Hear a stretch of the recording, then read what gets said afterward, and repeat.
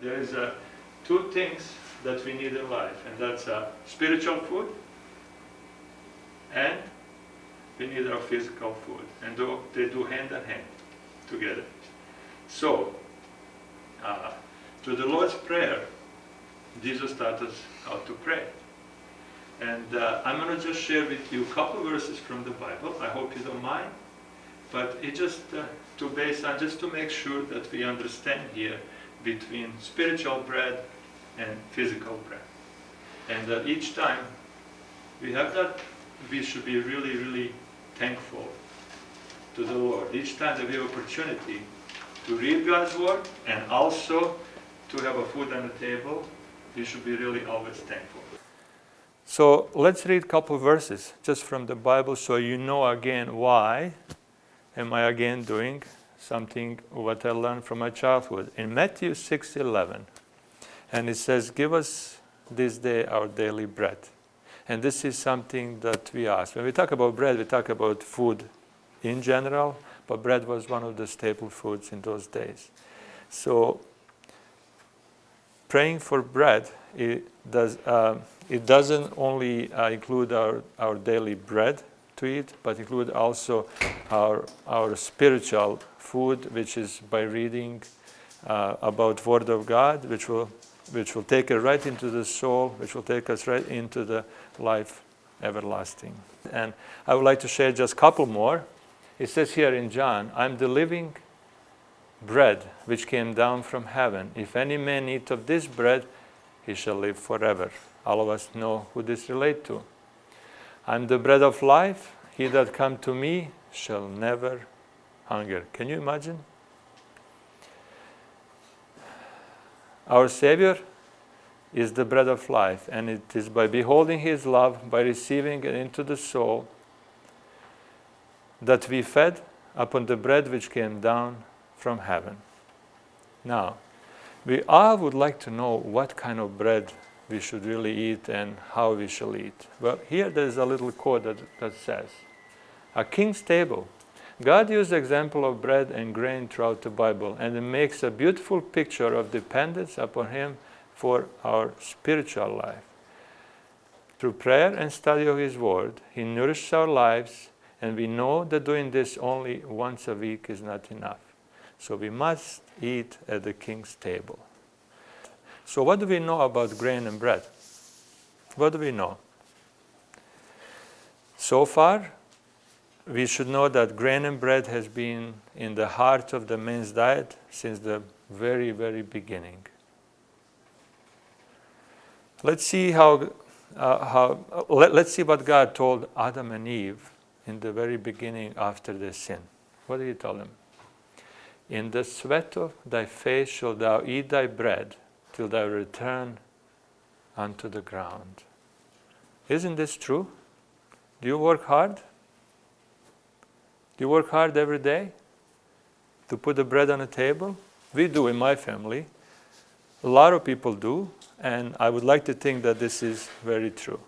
However, time is shown for us that grain cultivates very easy, stores for years in kernel form, releases its nutritional bounty when the seed is ground and prepared into the fresh bread and porridges. So we know that since Bible times, grain has been grown and used. So it's a big staple in our food from the very beginning, and we know now that it took a very hard work to do it, and we know that it was stored only in a kernel form, and it was milled freshly every day, and as much as they needed for them to eat.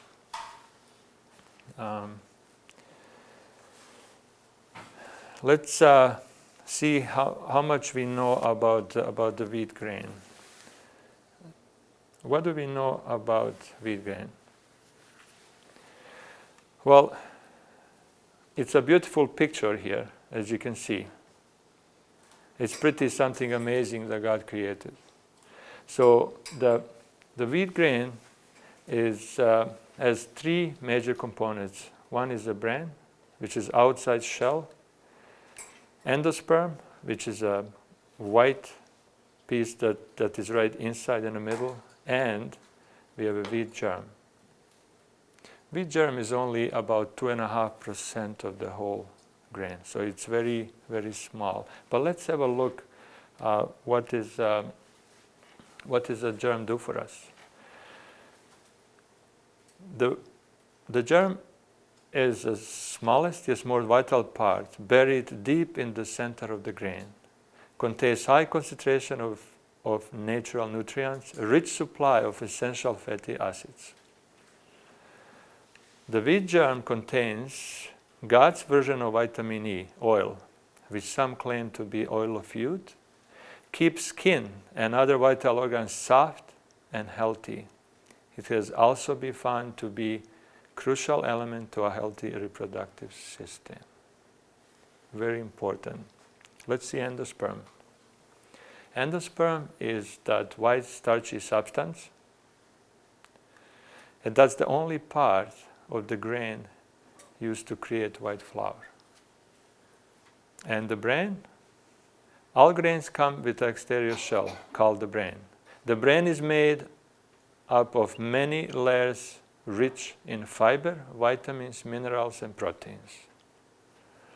Proteins protect and preserve the vital nutrients stored in the grain. So here from this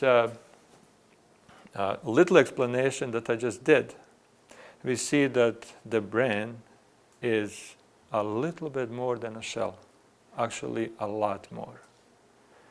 The brain acts like a sponge, also observing and removing all toxins from the body as it cleans the digestive tract. So brain is really, really important here for our digestive system. So regular intake of the whole grain eliminates the need of dietary fiber supplements. A lot of people do take extra fiber for the digestive system. Now, anybody know here two major ingredients to have a successful digestive system? What's the one? Water, but two the main one. Water is good. Fiber. And second one is, anybody know? Bacteria, that's true. I like to call it saliva. So saliva in the mouth, okay, and fiber. There's two major ingredients that our system need for digestion. This is where it starts. When fiber is mixed with saliva, okay, then you have a good digestive system. Now, how long is the shelf life on this grain? How long we can have this with grain berry or wheat berry? How long is the shelf life? What do you think? Years. Joseph stored grain up to 14 years, enough to feed the entire nation of Egypt during the 7 years of famine. Wow. Can you imagine that long? You can store the grain? Grain discovered in pyramids has been found to be valuable thousands of years later. Isn't that amazing? So what is for us important to know? Pay attention to this, please. Once the brain has been damaged or cracked open, meaning shell broken, the inner elements are exposed to oxygen and the vitamins and oils are destroyed in a short period of time. Please pay attention on this too, because this will lead us through my whole presentation. You have to keep this in mind. Within 24 hours, 40% of nutrients have oxidized. So once flour is being milled, within 24 hours, 40% of nutrients are oxidized. 72 hours, 90 of the nutrients are destroyed. Wow. To me, this is fascinating. And this is done by scientists. From this point on, The flour still maintains the mineral content and caloric value, but the life-giving vitamins and oils have been virtually destroyed. Please take a good note of this. This is very, very important in order for us to know what's going on with the bread that we eat today. So, we all know that something has been changed and something is gone terribly wrong in past few decades or maybe past 100 years. We all know that something is wrong. And I'm going to take just a couple of minutes just to go into it, just to see what went wrong. So today what we're going to do, we are going to talk a little bit about what's wrong with modern wheat, why is making people sick. How is that possible? Something that God created so beautifully that can make you actually sick? How has our ancient staple food become toxic junk food? What can we do about it? And do we really have to give up or go gluten-free? So just to know, just to go through a few things that is changed, okay? I would like to think that just about everything is changed, but I'll let you to judge, okay? So let's see. Here, we see here the way we grow it. So today, what's happening, that wheat get harvested, put right in a truck. Truck has been taken to the place where they dry it. They get milled, processed, stored, and that's about it. Okay? Used to the way it was, that wheat would be harvested and they would make sheaves. Those sheaves, they would pile them up, they would put them down, and sometimes it will take a day or 2 or 3, sometimes even 6 days, for them to come back and to collect them and prepare them. So what will happen, and that was a very, very important process that nobody is paying attention to, and that is that this wheat here and these sheaves, they would sprout. They would naturally sprout because of the moisture from the overnight that will come on, and all that. That was just enough for the wheat to be already sprouted. And as you know, I don't know if you didn't know, but the most healthiest and most nutritious wheat for you to use the sprouted wheat. Okay, this is the one that is most accepting for your body. So they have a good nutrients. So the sprouted wheat, yes, it is available. Yes, you can buy it, but this was just a natural process back then. This has all been changed. There is no chance here for sprouting. We have no time for this. We have to make money. Okay? So we go from this to this. Okay? Gathering and building sheaves of wheat, it was something, just the way God meant it to be done. And leaving it overnight for a day or 2 or 3, that's how much they need to sprout. When I say sprout, I don't mean like sprouting into a tree, but I mean just a little ready to be processed and to be observed by your digestive system that is a little bit more acceptable. So let's see what else. The way we process it, stone mills are well known to be working a little bit slower. The stone would observe the heat more than transferring it onto the wheat kernels. And steel mills. The steel mills process really fast, and they don't use any stone. They use all the stainless steel milling, which produce a lot of heat. When you put a lot of heat on a food, on nutrients and minerals, do I have to tell you what happened with them? They get destroyed. So this is just one of the things that is changed. What else was changed? The way we eat it. You know, we used to eat bread. Now we make all kinds of things. You know, we make crackers, we make all sorts of unhealthy stuff from this bread that we take. I remember growing up, we would travel, my father and I. I remember I was about maybe 12 years old, and he said to me once I was hungry, he said, well, you should have brought some bread. And my father used to always put a piece of bread with him anywhere he went. And it was homemade bread. It was really, really good.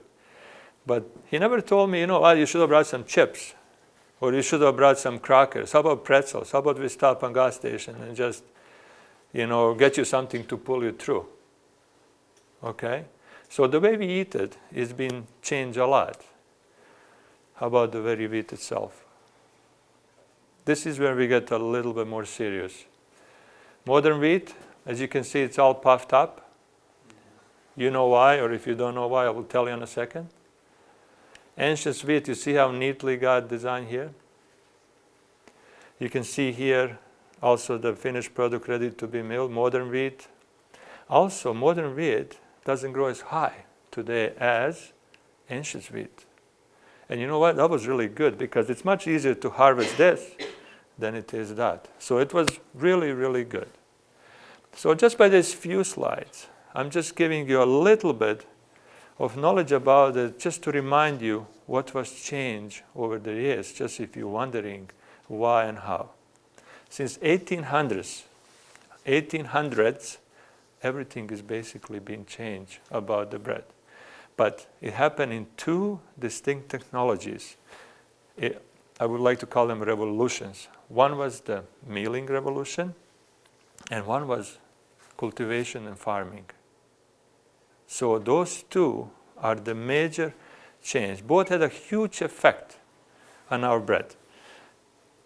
Yet more people till today, they know that there is something wrong, but they have no idea what. And this is the stage that we are in right now. So let's talk a little bit just about industrial milling. Invention of modern steel roller mill in 1870, the first one got invented. A long time ago now. Separation of grain, it was fast and affordable. We have this machine designed that we will separate that grain very quickly. No labor intense there. First processed food was born. And guess what was called? Fancy flour. Ooh. Do you use fancy flour today? White flour shipped and stored better. Pest problems eliminated. Not much thought what was happening to the actual nutritional value of the wheat. Now, there is one quote from Wikipedia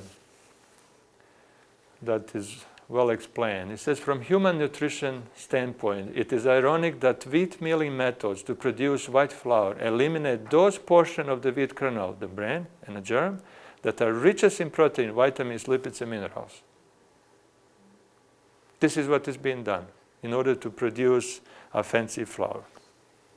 Now, the new problem, that was one problem, but the new problem was second technology, which happened in mid-late 1900s. And that was so-called advancement in farming.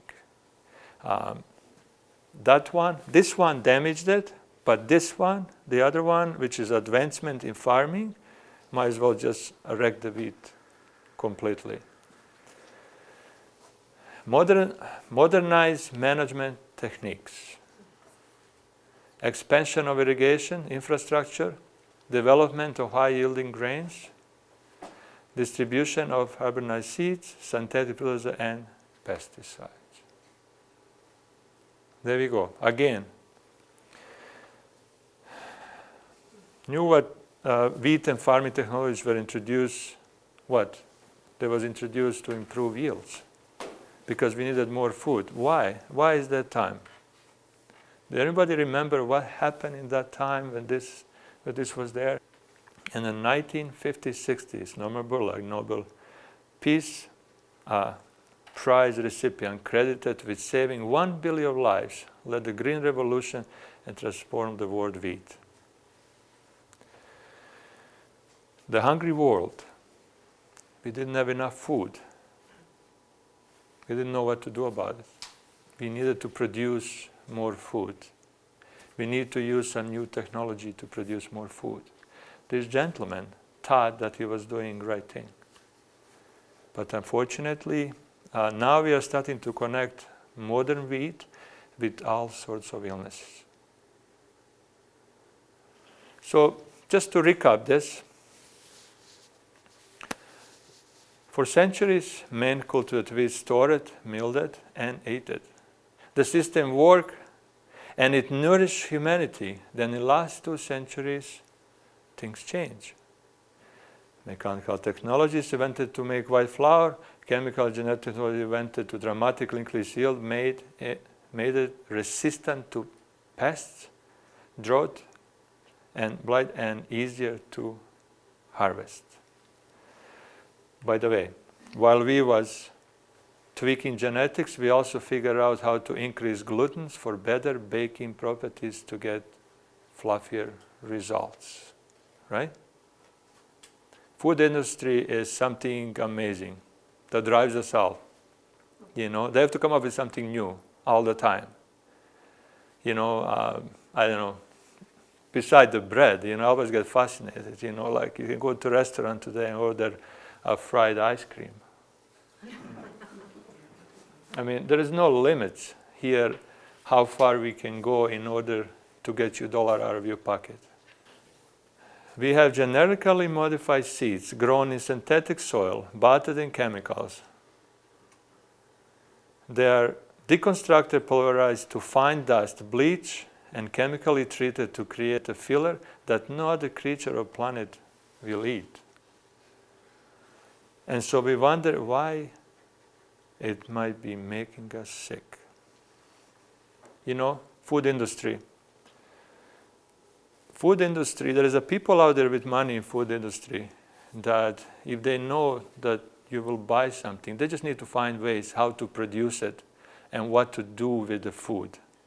Because it's very hard for them to do any of this bread making or anything to do with any wheat and grains because they cannot store it. Okay? Today we have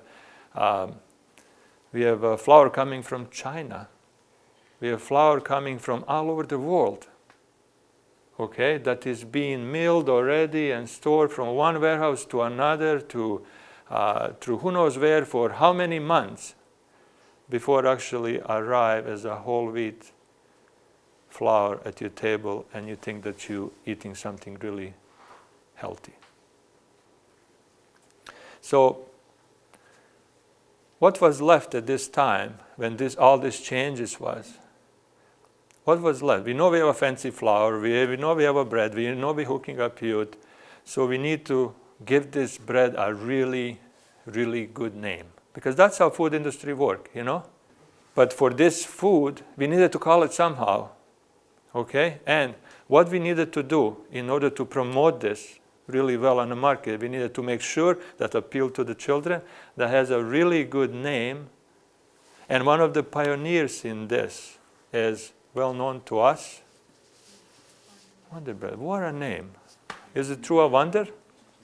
It is a wonder bread. You could not get a better name. The way this is produced, you could not get a better.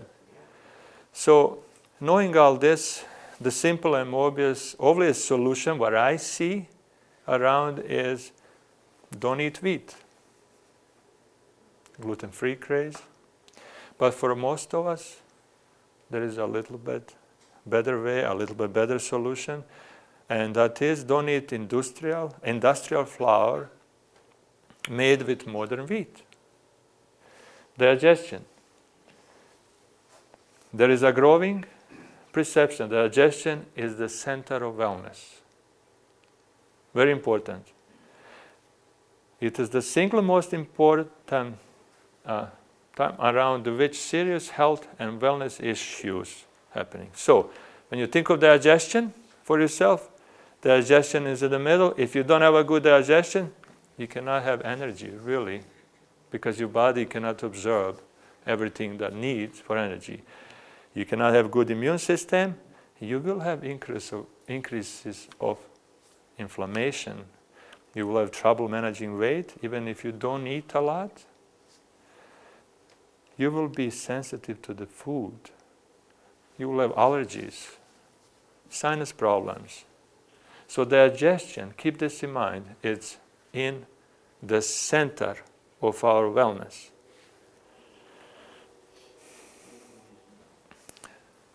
We have to mention gluten because everybody is scared and concerned about gluten. This is just short definition.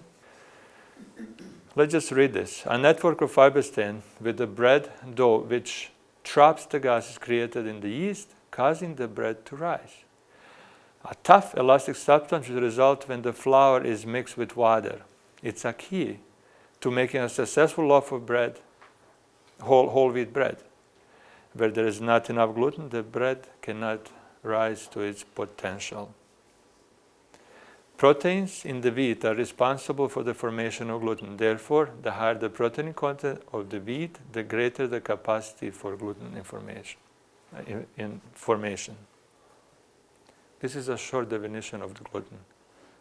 Very serious stuff. Realistically, let's just have a peek. How many people are affected? But how many people are misinformed about gluten? And how many people are confused about gluten? So if you allow me, I'd like to just show you this. There is about study done on about 33 million people. 15% of them choose to have a gluten-free lifestyle. 15%. Can you imagine that? I have no problem with gluten, but you know what? I know that two of you do, and you told me your stories, and you know what? I'm really scared, and I better not eat bread anymore. 15%. It's become that is almost trendy. Okay, I've been vegetarian my whole life, and I was really, really weird about maybe 25 years ago, 30 years ago. Really, really weird around me. Today, I'm really, really trendy. When I go somewhere and I say, hey, I'm vegetarian, how about vegan? You know, even if I'm not vegan, but if I say I'm vegan, you know, like it kind of be trendy these days. You know, people use it. People will hooked on it, even though that there is nothing wrong with them. 5% have some sort of gluten sensitivity or intolerance. Only 5%. So those 5% have some sort of sensitivity, but it might not be gluten either.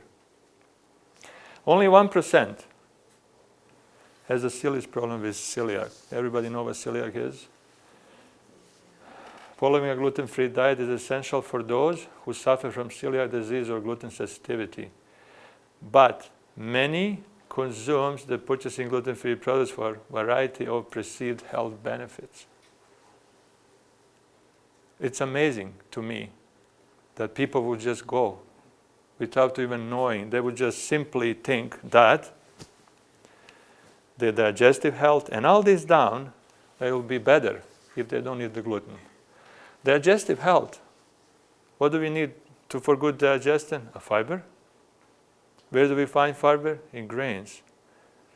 How easy for us is to just eliminate that.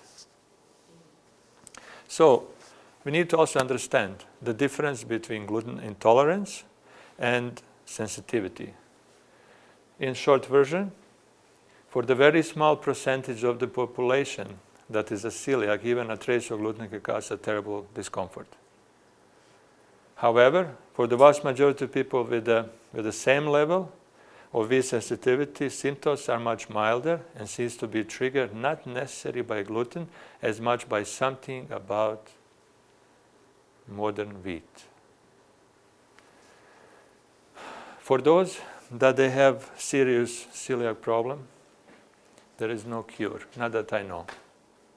I'm sad to say that. Small intestines are damaged, and they cannot grow up again, and they are damaged, and there is no cure for it. There is no medicine for it. You have to stay off the gluten. It's very, very simple.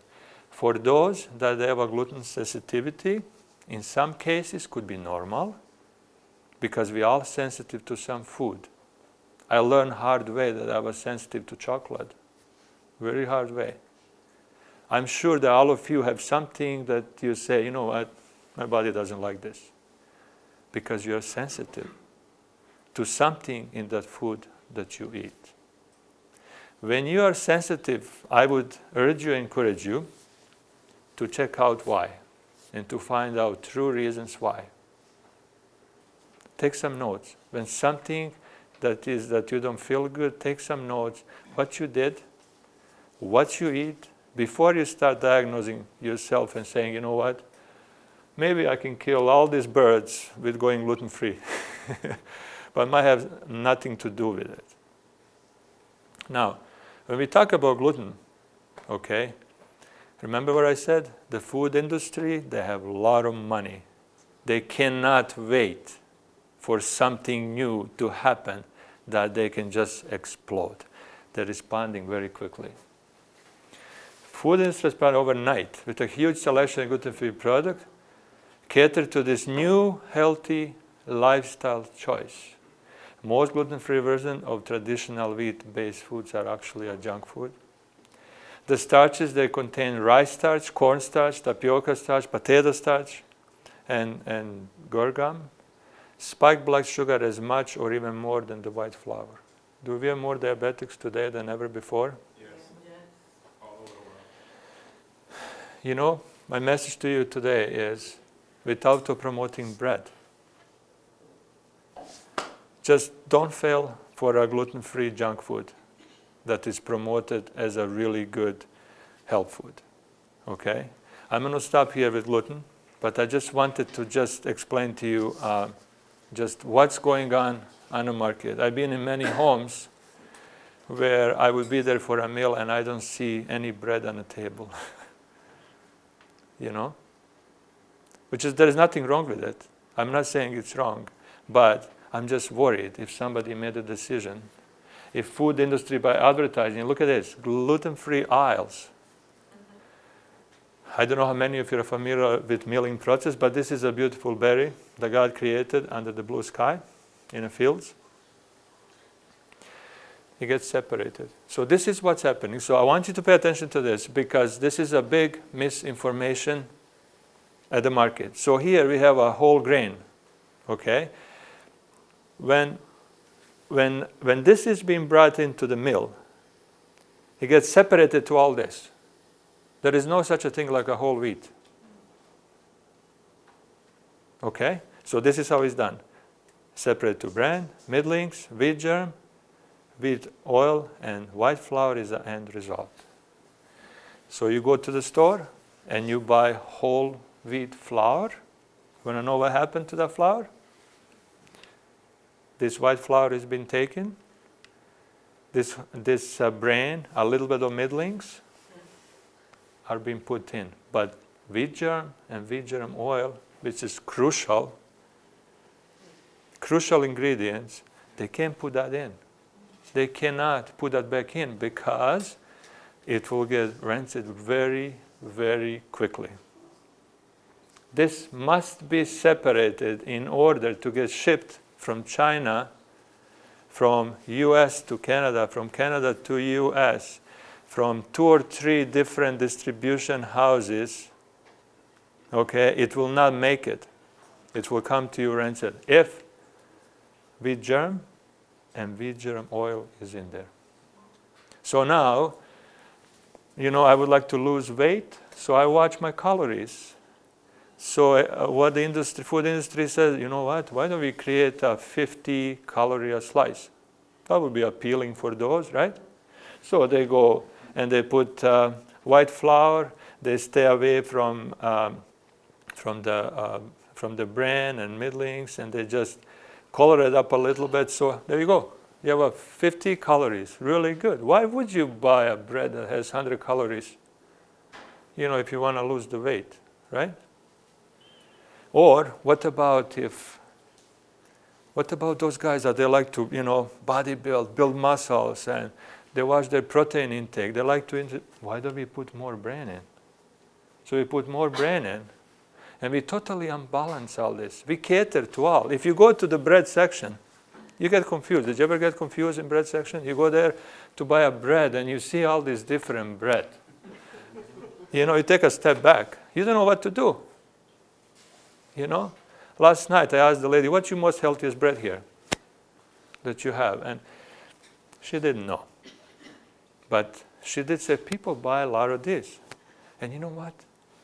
There is a people that is shopping for healthy. And I don't know if you realize that, but if you eat a little bit healthier, and there's a specific grocery or a specific bread that you buy, most likely if you don't buy it in the morning, by the evening it will be gone.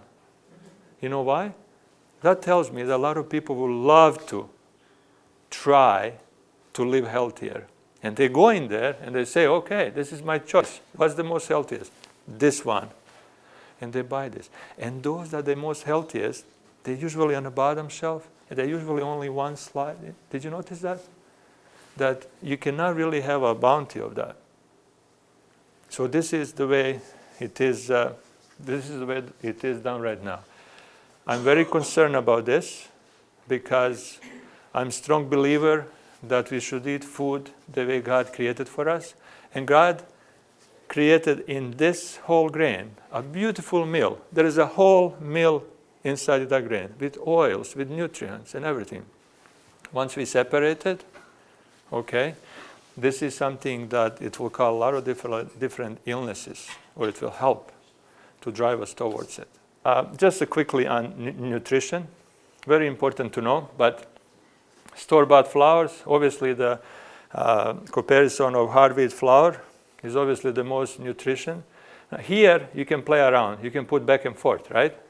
You can make it a little bit more higher, but when you go down to this life-giving nutrients here and minerals, you see how much is depleted, you know? So knowing all this, you know, we have some problems. So what the food industry did, let's enrich maybe some of this. Maybe we're overdoing it, you know? So when we see enriched product, I think we should be on guard. Anybody know what enrich mean? There you go.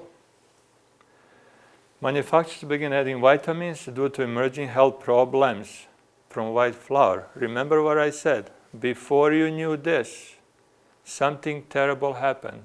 Couple generations got already diagnosed with all kinds of diseases, with all kinds of illnesses.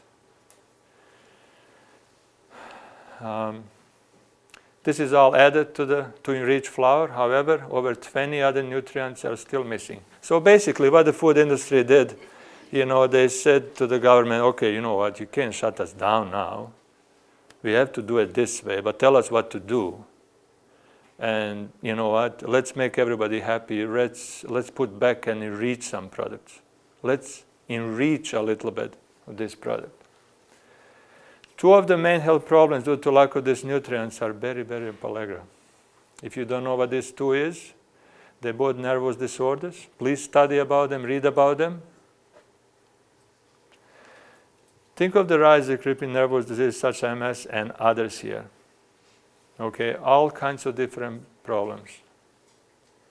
Very important for us to know this. This is what we eat every day. How about unbleached and bleached flour? They are nice.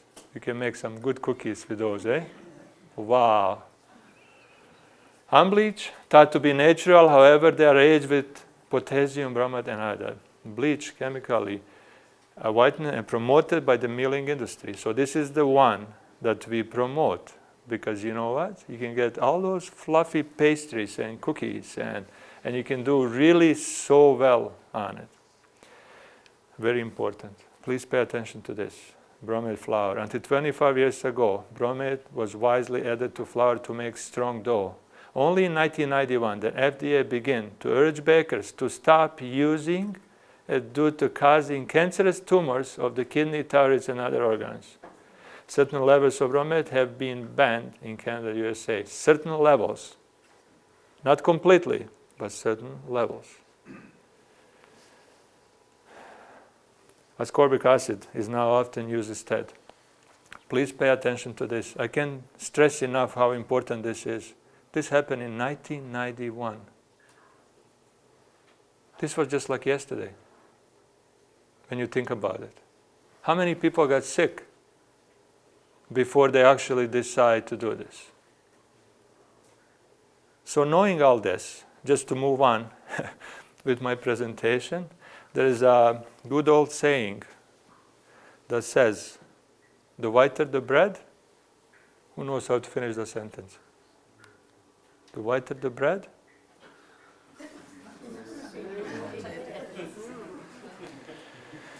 This is now confirmed by the science. Now, if you, after today, if you still eat white bread, you still be my friends, but not for long, as you can see. So, I would like to somehow just include a couple more Bible verses, just to take what Bible tells us about when it comes to bread. Wherefore they spend your money for that which is not bread, and you labor for that which is not satisfied. Hearken diligently unto me, and eat ye that which is good. Written a long time ago. Well-known writer to a lot of us here, to some of you maybe first time. Her name is Helen White. She wrote a lot about healthy bread and about healthy lifestyle. I was totally amazed, like my whole life, till 6-7 years ago, I didn't pay attention on healthier choices and healthy lifestyle. But this lady was inspired to write a lot, and she wrote this over 100 years ago. So in my house, this couple of books from her I really treasured, because I really that those books should be treated with respect, because what she wrote was absolutely amazing. I don't think we realize. Over 100 years ago, look at this. Fine flour bread cannot impart to the system nourishment that you will find in the unbolted wheat bread. The common use of the bolted wheat bread cannot keep the system in a healthy condition. This is before scientists, before anybody knew anything, that this lady has inspired to write this.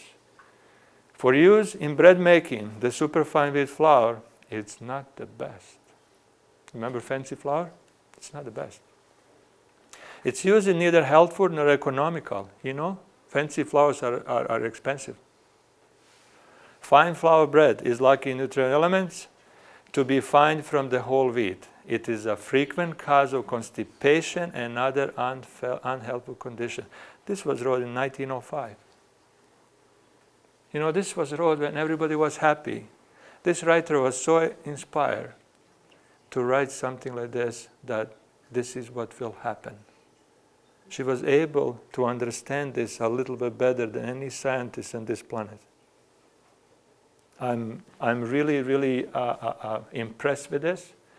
In this book, I don't want to this, but in this book, there is a many helpful information that she's wrote about that I would encourage everybody to read. It's an amazing book. In my house, we studied it word to word, and we was trying to implement it just to see, you know, what can cost us to try. And my whole family was feeling a lot better about it.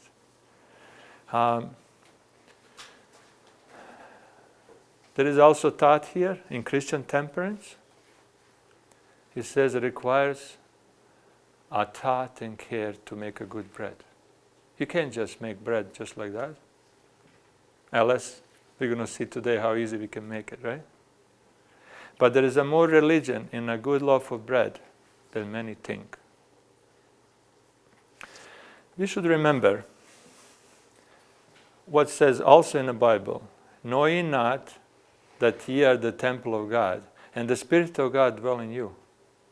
This is what says in the Bible. This is what our bodies are.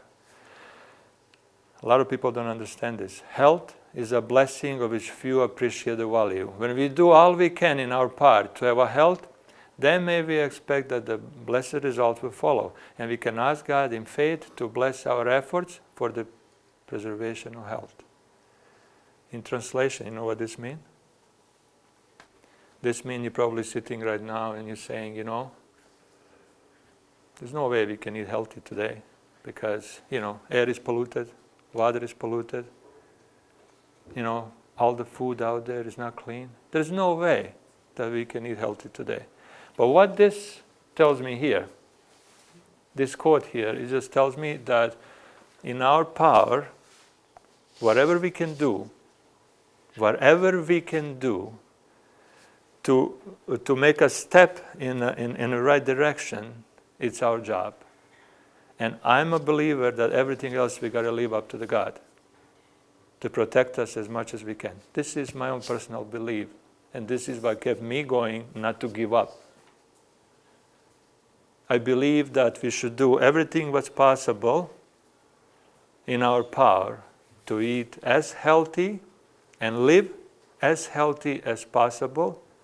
We shouldn't think how, everything is polluted. We drink the water, we do this, we do that. But we need to leave a little bit of work for our God to protect us. Because if He doesn't, my belief, and this is my own personal belief, that we cannot do nothing on ourselves. But also we should remember that until 1800s, people in each community ground only enough flour each day to meet demand. Flour could not be stored long, and people for the most part made fresh whole wheat flour every few days. So people will harvest it, they store it in a kernel form, and you know what? We need to go make a bread. They go down to the little mill. It was a lot of little stone mills. That was all gone now. Within 10 years, all the stone mills was gone in 1800s, right?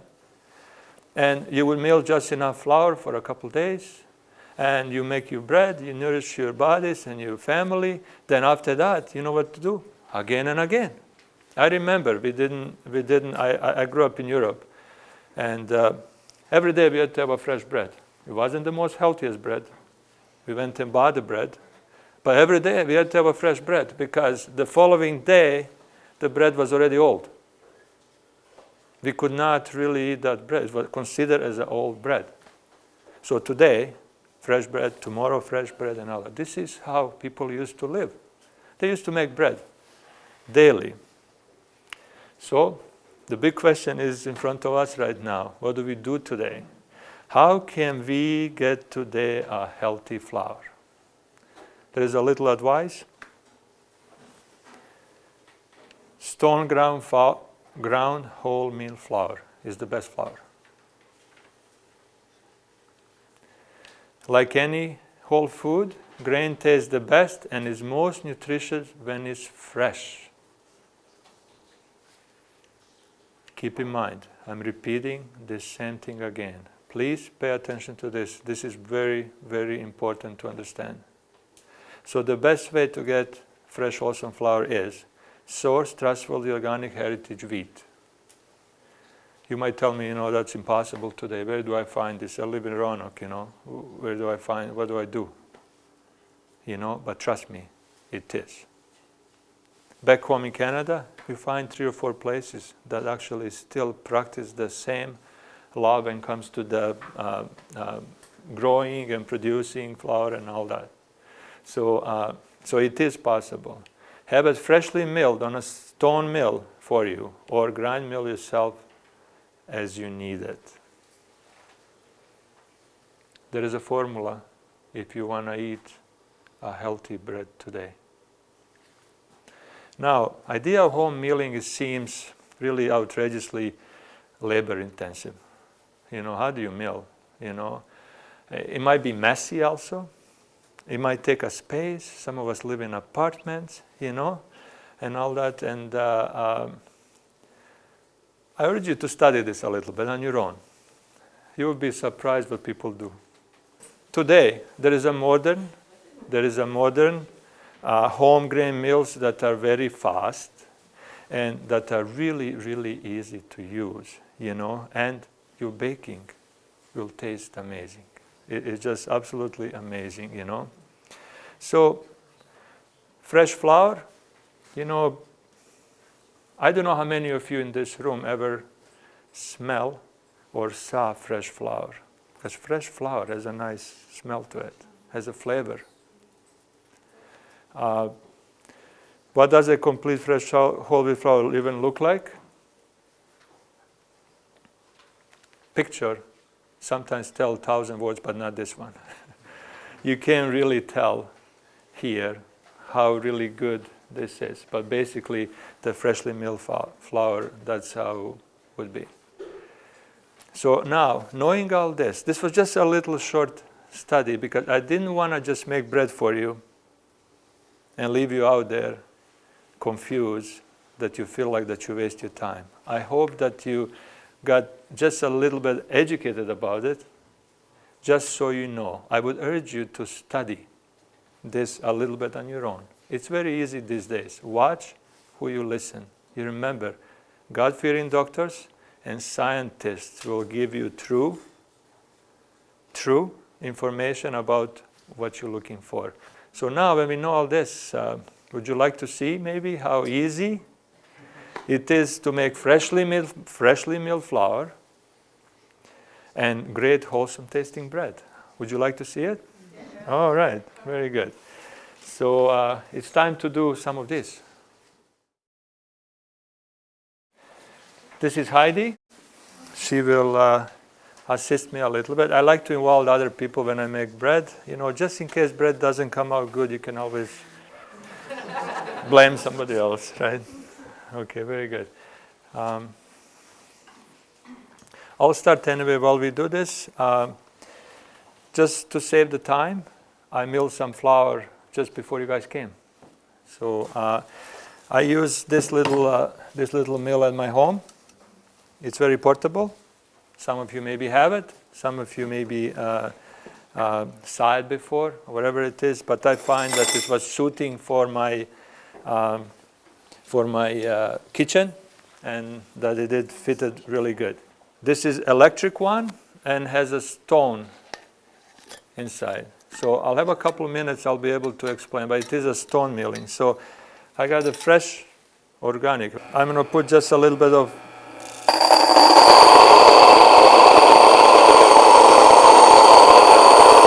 and I will make my own flour.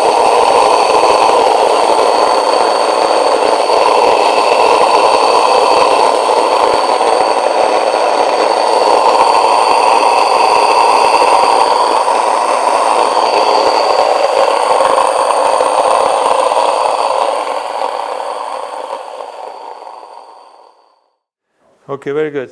So what we'll do here, we'll make a 3 loaf of breads, and what I would encourage you to do to make some notes, because this is a simple recipe that will make 3 loaf of breads, but not everybody has this equipment, and I will show you how you can do that even if you don't have this equipment and what to do about it and all that. So this calls for 6 cups of water, so 2 cups per every loaf. This loaf will be about this big. Okay, so most of the bread that is made, you put the flour, then you add water to it, okay? I'm doing completely opposite to that.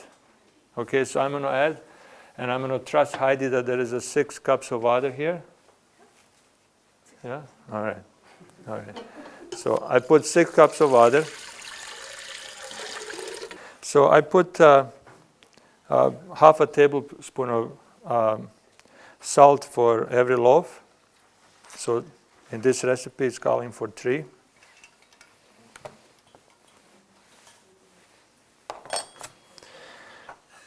I also like to put, and this is something so personal that you can do also for your family, the way you like it and how you like it. I like to put in mine a little bit of raw honey. Activates yeast a little bit better, give a little bit more flavor to it. But I would not use the sugar. So I use 1 tablespoon per loaf. So here I'm going to use 3. And you know what? I also like to encourage you to be a little bit more creative. So you don't really have to be perfect in all this, in salt, in everything else, because a lot of people try to make this bread and they go right to the measurement. This is the recipe for a bread that you can be a little bit off and still have a little bit good, a really good bread. So the way you will customize this bread later on, you will customize to your family liking, you know. If you don't want to put honey in, you don't have to. If you like a little bit more saltier bread, just put a little bit more salt. You know, it's very simple. If you would, you know, I like a little bit more sweetness to the bread, you know, then you put a little bit more honey inside in there. Okay? Today, what we're doing, we're making a basic bread that it will lead you into a good start and a good base to customize for your family's liking what would you like to add to it. But you have to have a good base. Even the really good bread, Ezekiel bread, the major ingredients is wheat. Okay? So you can use this in any mixer. You can use this and make it by hand. You just reverse. You put first flour, then you put water in. So when I have this done, this is basically almost all my ingredients for the bread. I put this machine on a very low, and this machine starts turning. This particular dough maker is different than any other on the market, and what's the difference is that everything inside stays, and everything on outside, which is a bowl, turns. Okay?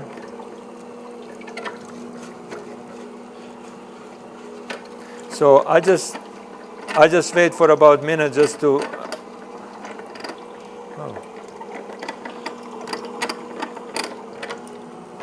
Usually it doesn't make this noise, but today I decided so.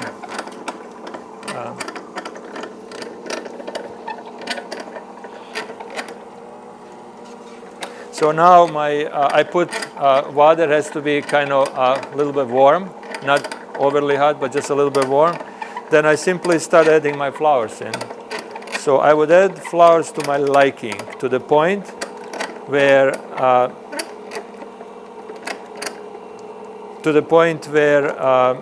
I would like to put my yeast inside there.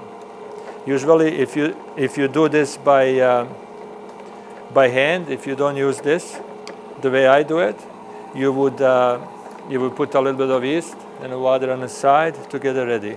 Usually, I don't have to do this, but just to speed up the process, I'm going to just mix it a little bit.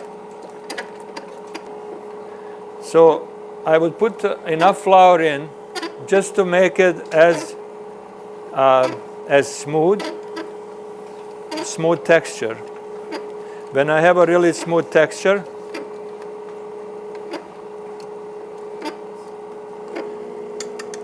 really smooth texture like this, what I would do, I would add my yeast.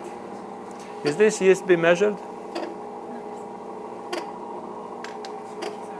Is this all the yeast or? Okay.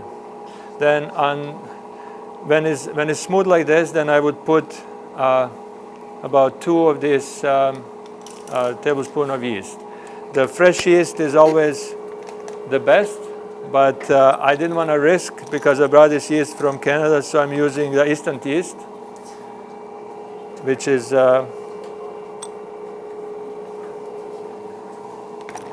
which I put in. Then I just simply wait and I just mix a little bit of this yeast.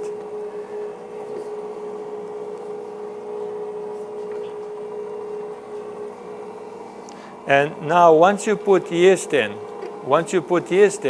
then you don't have really much time because yeast don't like to wait for too long. However, yeast is not going to start expanding or growing or do anything like that till actually this stop. Right now, yeast is just a little bit confused. It's just getting familiar, and sugar is starting to activate that yeast. So what I would like to do, I like to add some more flours at this point.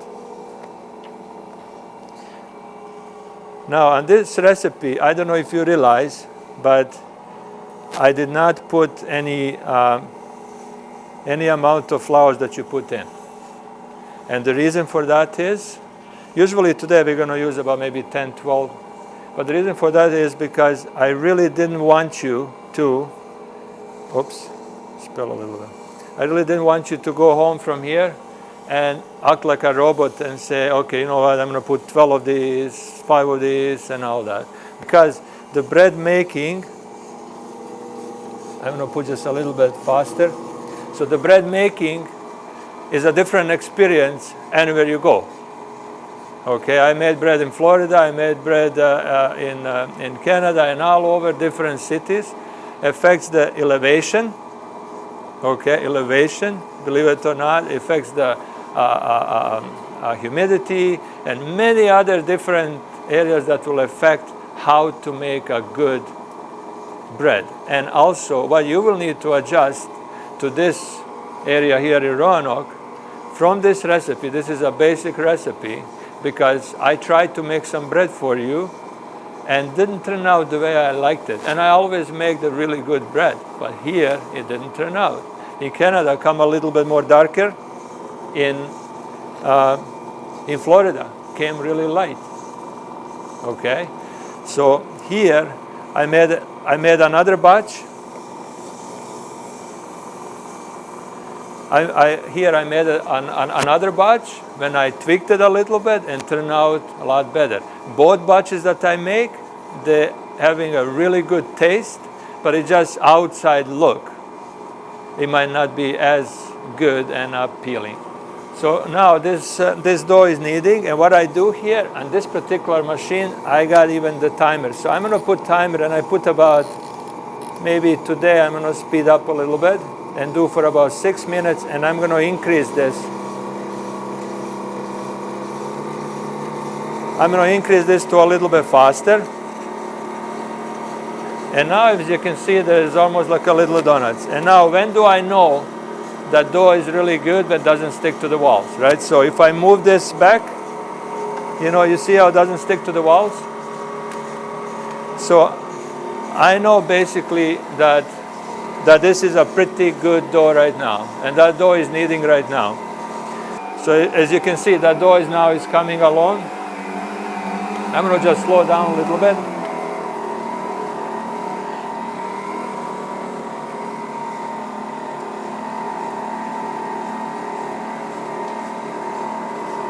So this machine again has a timer.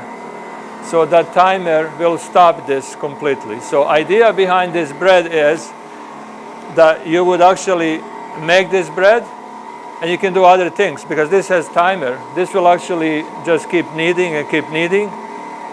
And when the timer is done, it will stop. And this stops, oh, okay, it's good for me. So you can do a lot of other things. So basically, to make your bread, I usually make 5 loaves on a time. When I make it for my family, I have a larger family. What I do is I do other things. So it takes me about as much time takes me to put all the ingredients in and water. I put this first on and start milling flour, and I prepare all the ingredients, and this little machine mills enough for me, just enough that you can keep up with what I'm trying to do. Okay, and I can make only so much, right? So that's a really good thing. So you can make this literally in about maybe 10 to 12 minutes. Okay, and for those 10 to 12 minutes, you can be around that bread, maybe just a little bit to watch, but you can do other chores in the kitchen. That's what my wife told me, that I should be doing other things while I'm waiting. So you can also, when you finish making this dough, you see the way gluten work? And the way it's stretchy, that's what you want to create. You want to create a stretchy substance, bread machine. And again, I'm using this machine because this one uses the hand just the way I like it.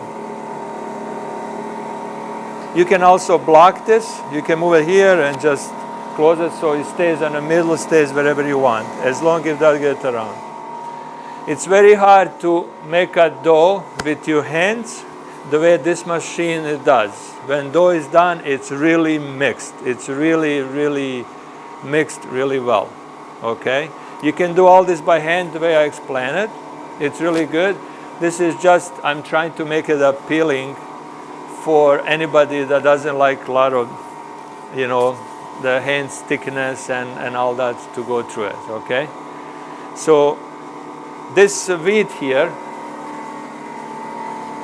I like to maybe just pass around just to show you. This is a true organic wheat that has been, if you can pass around, just they can pass themselves.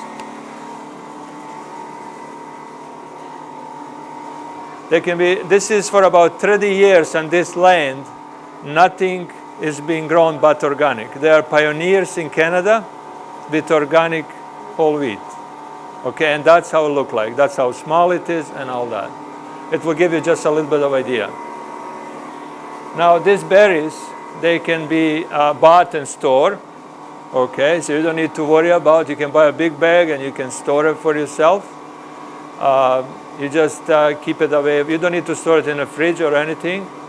Okay, just keep it clean and cool and dry place. Oh, this machine is done. Isn't that beautiful? So you can miss. So what I do here, I will just pull this. This machine has very little parts and it's very easy to do. So what I do, I use this. This came with machine, which I thought that was a really good idea.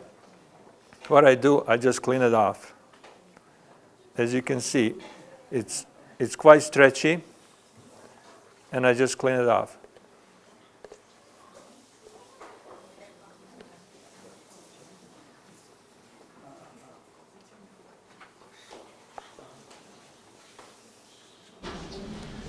Is this grain white wheat or red wheat?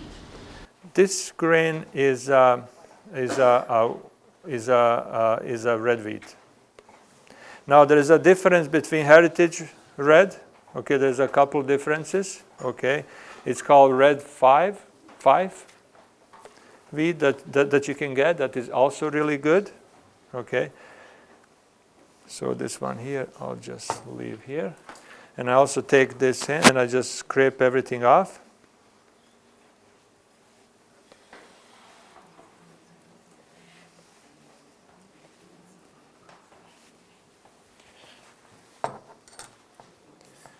There we go. Once I'm done with that, I usually just cover it, and this comes with actually the cover, and I will just cover that.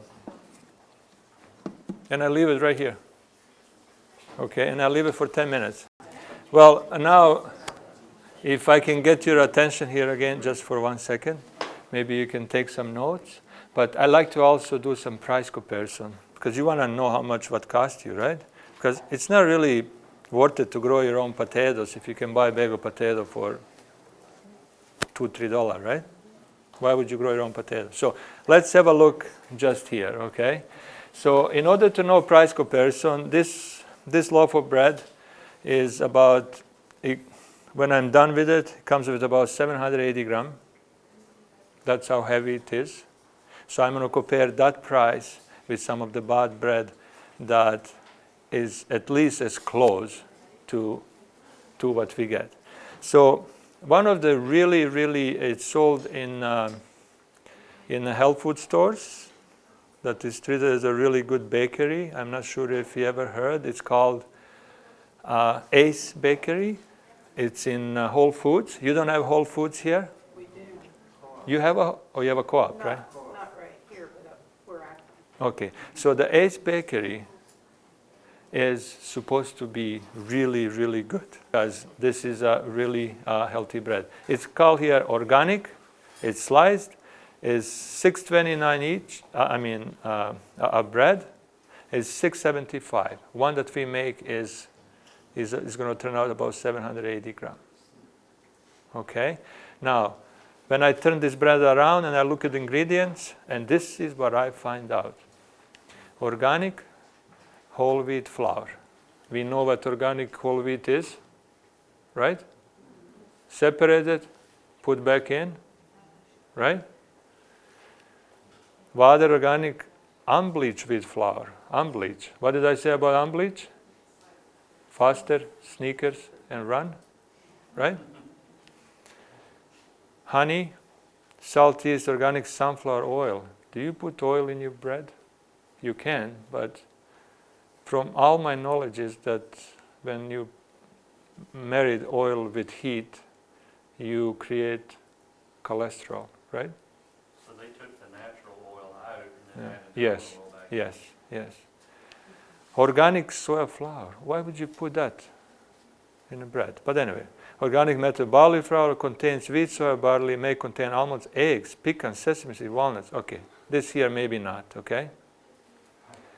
So I'm going to just use this opportunity also to give you. This is the only truth here that I like you to make a note. For the best result, eat immediately, which is true. Do not refrigerate. Store in a room temperature in this bag that will come in. To freeze, wrap and seal tightly in good quality freezer bag. Okay? So this is very true. A lot of people don't know and they put bread in the fridge. Bread in the fridge goes twice as fast, moldy and bad than it is out. So freezer or eat right away. Okay, that's the only way that you can do this. Anyway, let's play a little bit just with the money, just to give you some idea. So here we got, this is translated in US dollar. So organic home milled, exactly what I did right now, this wonderful loaf of bread will cost you $1 to make it the way I did. Okay? If you buy organic flour and in a store that is already been milled, it will cost you $1.46. And if you keep buying a good healthy bread, like we just saw right now, it will cost you about $525. We in our family, in my family, we eat one loaf a day. There's 6 of us, right? So I eat 3 a day. My wife eats 2. My son eats 8 and stuff like that. So, so just to bring comparison. So this is the cost comparison. This is how much bread will cost you if you are the size of my family. So you can size up that. $369 for the whole year. You have your own bread, you do it like this. This is if you bought, and this is how much would cost you if you buy. So the annual savings here would be, if you mill your own, $2,000 if you have my size of family. To me, that was really, really good because I could have bought more shoes for my wife and different stuff. So it was really a big saving, okay? This is if you would buy. So there's a little bit of difference, but nothing can replace this freshness. Now, if this is reverse, let me tell you this. Let me just go back a couple slides. Now, when I know what I know, if this is totally reverse, if this is the one that I just made right now, I would make this for my family and I would pay this much money. I wouldn't give my children anything else to eat but really good. So now, when you really look at this here, it's not all about money. It's about saving, you know. Just imagine, this is bread only. We make delicious pizzas, pizza doughs. Pizza doughs are most contaminated and most poisoned, so-called, than anything else. You go buy pizza dough and read the ingredients, what's in that pizza dough that you make at home. Okay, we make pizza, we make muffins, we make everything out of this flour. Everything. So this is just some bread, but we're saving a lot more than just that. So it's amazing what you can do here, from making different crackers, from doing everything else. Like it's amazing. It's a priceless nutritional benefits that you're gaining for really, really cheap price. This is amazing, okay? We would like to think that when I'm finished with the bread, it will look like this. Sometimes that bread does not turn out like that, you know? But at my home, when I make it for my family, you know what? 99.9% turn up like this. Doesn't go down, doesn't go up. Did I make it first time like this? Yes. Did I make it next 3 times? No. He went down, he went up. It was disaster. But you know what? I made that one that was good, and I know there's a way to make it. I just need to figure out what. What am I doing wrong? What I'm trying to tell you with this. when you try to do something good for yourself and healthy, do not give up. God made this food for us to be eaten, to nourish our bodies. Don't give up. Change it to your family liking, the way your family like. You like to put some seeds in? You like to add some stuff? You want to make it a little bit lighter? You want to add another flour? If you're adding another flour, please mill it yourself. Don't add another separated flour into something really good.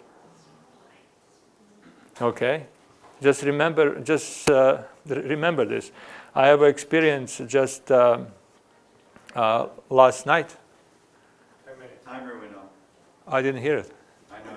I had to say quiet. I didn't. Timer went on. So I'll stop here for a second, and I'm going to just form the bread. So for that, we don't need to change nothing, because you guys can see, right? Everything is right here. So after 10 minutes, this should be really maybe rise, about maybe either half up to double size. Okay, so I'm going to show you this. It did rise. It was a little bit. This is basically how that looked like. Okay, so what I will do is, what I usually do before I do this, I take a little bit of flour and I just put it down, as you know.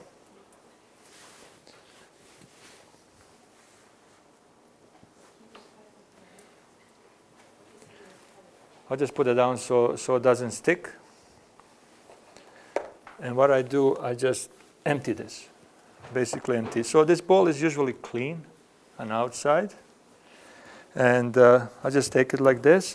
And you see how stretchy that is? I'll just take it out. Okay? You see here?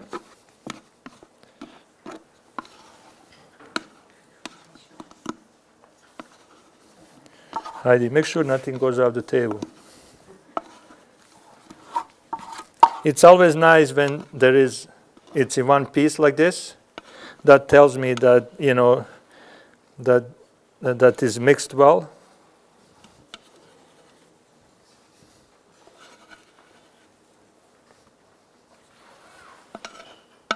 I like to scoop everything because I'm very selfish. I think this is a lot of goodies here.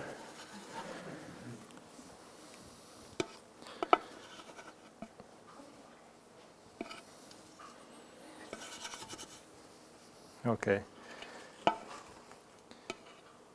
Beauty of this machine, just keep it there for a second. Beauty of this machine, that this goes in the dishwasher. So that's what I like. I really like this fancy stuff. You know, you want to be like a king, we said. We want to treat ourselves like a king. So I'm going to just show you what we do next year.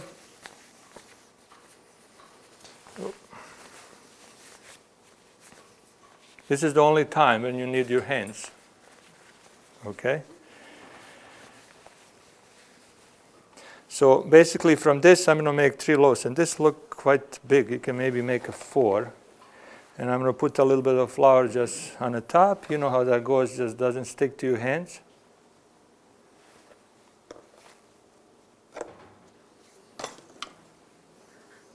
And don't be afraid to put enough flours that you can work easy, okay? So just to put around, and in your hands should be a floury, right? So nothing stick. And even if you take it and you turn it once, you see the flour sticks. So just put some more flour there, okay? What I wanted to tell you, just like if I take this on a parchment paper and I just put on a big tray in the oven, it will actually make into a beautiful bread. You don't need to form nothing. You don't need some people think you need to punch everything, punch the air and everything else. But this machine, the way kneading it, for a long time, all the air is just keep going out. You have this nice. So, but I'm going to just turn this around just a little bit, right? Okay. Then it's much easier to turn if it's a smaller, right? So it's a beautiful dough. It looks good. So what I'll do, again, I use this, and I will just approximately make. I don't know about you, but for me, not everything has to be perfect, and not every loaf of bread has to be the same. I'm looking at chasing the taste. I'm not chasing now perfection into a loaf, you know. So I'll just add a little bit here and a little bit there. Okay, then I'll just do a little bit more. And I would just simply just do this one a little bit so there is no, just in case, any air pockets or anything like that. So somebody said you have to do this really needed, but if you want to really punch the air, I just put it like this, see? This way you can take the all air out, okay? For some reason, this side, it's always a lot more neater. So what I do, I turn around, okay? You see how this one has some lines there? And I just simply roll it, okay? I just simply go like this, make it into a loaf, okay? And I would put that loaf right in, okay? And this is the pan that we're going. I will go wash my hands again.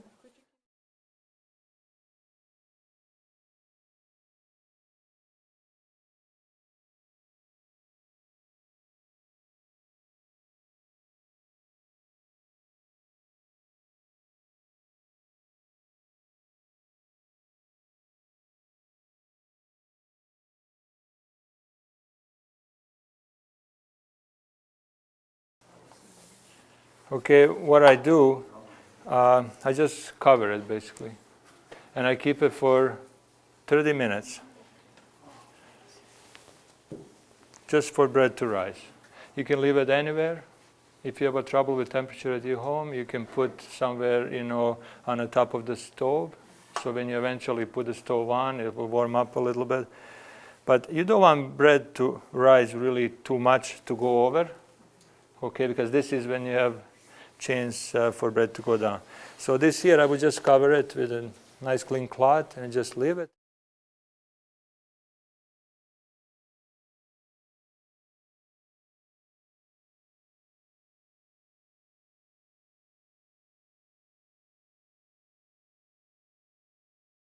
As we pray to God to give us our daily bread, let us always remember the importance of daily physical and spiritual nourishment.